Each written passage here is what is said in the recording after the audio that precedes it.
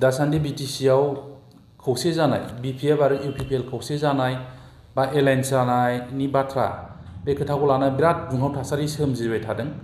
दा बिपिएफ आरो UPPL alliance जानायखौ सारा बर' रायजो सारा बिटिसि बा सिया आरो बयबो राजनिति दोलोआ लुबैदों। जोंबो बि हिसाबै बेखौ आगोलनिफ्रायनो लुबैनानै दं आरो वेलकामबो खालामबाय थादों, आदरनि जनायदों आरो। खिन्थु खोथाया जाहैबाय दिनै साननो गोनां बाथ्राया बे जिनिसा बेसेबां साक्सेसफुल जाहैगोन।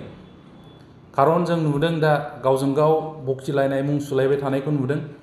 बे जिनिसा जामारनांगौब्ला जों मानो गावजों गाव बखिलायबाय थादों बेखौ जोंखौ मोनसे साननो बायद' खालामदों। इउपिपिएलनि आरो जोंना एबसुनि माखासे आफादगिरिनिफ्राय लानानै दैदेनगिरिफ्रा जे प्रस्ताब ज' जानांगौ होननानै होबाय थादोंमोन बिपिएफनि फारसे, बाहाय बिपिएफ दोलोआबो निस्सय खुनु बादा गैयालासे मानगोनां हाग्रामा महिलारि बिथाङा गावनि मानसि फाथायनानै रायलायनायखौ सोलिहोबाय थादोंमोन आरो मोजाङै मोजां दावखोलांबाय थादोंमोन। हठात गेजेर खोन्दोआव जोंना एबसुनि मानगोनां आफादगिरि बिथाङा बे जिनिसखौ ससियेल मिडियायाव दामना होनानै दिनै बेफ्रुसार होनानै सिंनि पलिसिखौ बाहेरायाव बेफ्रुहोनानै सुथुरफोरखौ साबधान खालामनाय जादों। दा जों बाहाय मोनसे साननो बायद' जादों आरो इउपिपिएलनि माखासे नेताफोरनि कर्मिफोरनि जानाखि खोथा बाथ्रा बियो जोंखौ बिराद साननो बायद' खालामदों। बे खौसे जानायनि जानाखि बाथ्रा बे बाथ्राखौ जों मोनसे राजनितिक षड़यन्त्र दं बेखौसो नुहुरदों।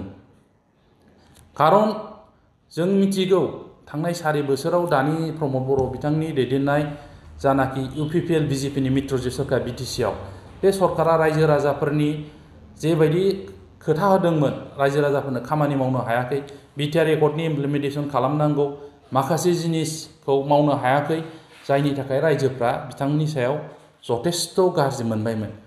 दा बे गाज्रि मोननायखौसो बिथांमोनहा मोखां सुस्रांनो थाखाय गावसोरखौ दस मुक्त रायजोनि सिगांनिफ्राय गाज्रि मोननायनिफ्राय बारग'नो थाखाय बे एलायन्सनि प्रप'जालखौ खौसे जानायनि प्रप'जालखौ बिपिएफनाव होदों नामा बे जिनिसखौ जों साननो गोनां जादों आरो दिनै बिथांमोना मा बुंनो नागिरदों, हाग्रामा महिलारियानो बे खौसे जानायखौ जाहोआ बेबायदि मोनसे परिबेस सृष्टि खालामनानै बिथांमोना गासिबो दायखौ बिपिएफ मेनलि जोंनि बिटिसिनि बारग' चिफ बा बिपिएफ दोलोनि मानगोनां आफादगिरि हाग्रामा महिलारि बिथांनाव जाबसिननानै बिथांमोनहा रायजो राजानि जानाखि सेन्टिमेन्ट आबेग हाग्रामा महिलारियानो ज' जाहोआ बिपिएफ दोलोआनो ज' जाहोआ बिदि मोनसे परिबेस सृष्टि खालामनानै रायजो राजाखौ गावसोरनि फारसे लांफिननायनि जा षड़यन्त्र राजनिति आरो बेखौसो जों नुहुरबाय थादों सानहरबाय थादों जे जोंनि बिपिएफ दोलोनि माखासे नेताफोर जायफ्रा दिनै बिभिन्न कारनाव बिपिएफ दोलोआव एसे गावखौनो एडजास्ट खालामनो हाया परिबेस बायदि मोनदों, बिथांमोनाबो मोनसे समाव हयथ' बिटिसि इलेक्सननि आगोल हाग्रामा महिलारियानो बिपिएफ आरो इउपिपिएलनि गेजेराव बिटिसिआव बर'फोरनि राजनितिखौ खौसे जाहोआ होननानै दाय होनानै इउपिपिएलआव बारलांनायनि जा राजनिति बाहाय हाबनानै दङ बेखौसो जों दिनैनि जानाखि प्रेजेन्ट सिटुएसन इउपिपिएलनि नेताफोरनि खुगानिफ्राय ओंखारबाय थादों बे बाथ्राफोरखौ सालिजारि खालामनानै जों नुहुरदों।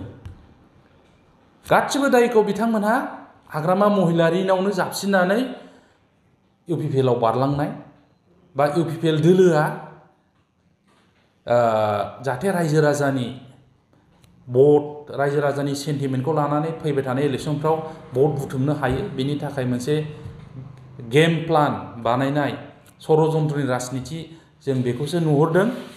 खिन्थु बाहाय बिपिएफ दोलोनि बा हाग्रामा महिलारिनि जेबो दाय नङा, बिथांमोननि माखासे पलिटिक्स गाज्रि पलिटिक्स बे जिनिसखौ जों नुहुरदों आरो।